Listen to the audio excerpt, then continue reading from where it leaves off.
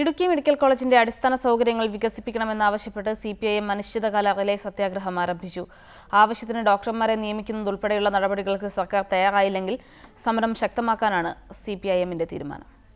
അടിസ്ഥാന സൗകര്യ വികസനമടക്കം നിരവധി ആവശ്യങ്ങൾ ഉന്നയിച്ചാണ് ഇടുക്കി മെഡിക്കൽ കോളേജിന് മുന്നിൽ അനിശ്ചിതകാല റിലേ നിരാഹാര സത്യാഗ്രഹം CPIM ആരംഭിച്ചിരിക്കുന്നത്.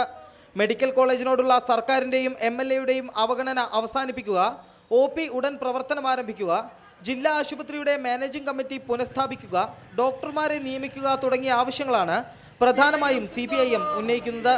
ജില്ല പനിച്ചുവിറയ്ക്കുമ്പോഴും ആരോഗ്യവകുപ്പിന്റെ നിസ്സംഗത തുടരുന്നതിനെതിരെ ജനകീയ പ്രക്ഷോഭം ശക്തമാക്കാനാണ് CPIM തീരുമാനം. ജില്ലാ ആശുപത്രിയെ മെഡിക്കൽ കോളേജാക്കി പ്രഖ്യാപിച്ചു എന്നതല്ലാതെ ആശുപത്രി വികസനത്തിനായി മറ്റൊന്നും സർക്കാർ ചെയ്തിട്ടില്ലെന്ന് CPIM ചൂണ്ടിക്കാട്ടുന്നു. 2 വർഷക്കാലമായി ജില്ലാ ആശുപത്രിയുടെ HMC കൂടിയിട്ട് 2 വർഷക്കാലമായി ആ പ്രവർത്തനം നടക്കുന്നില്ല. ജില്ലാ പഞ്ചായത്ത് 1 രൂപ പോലും ഇവിടെ ജില്ലാ ആശുപത്രിയുമായി ബന്ധപ്പെട്ടതിന് വേണ്ടി മാറ്റിവെക്കുന്നില്ല.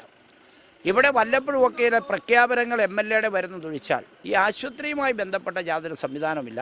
മെഡിക്കൽ കോളേജിനെ അവഗണിക്കുന്നത് സ്വകാര്യ ആശുപത്രികൾക്ക് നേട്ടമുണ്ടാക്കാൻ വേണ്ടിയാണെന്ന ആരോപണവും ഉയരുന്നുണ്ട്. റിപ്പോർട്ടർ, ഇടുക്കി.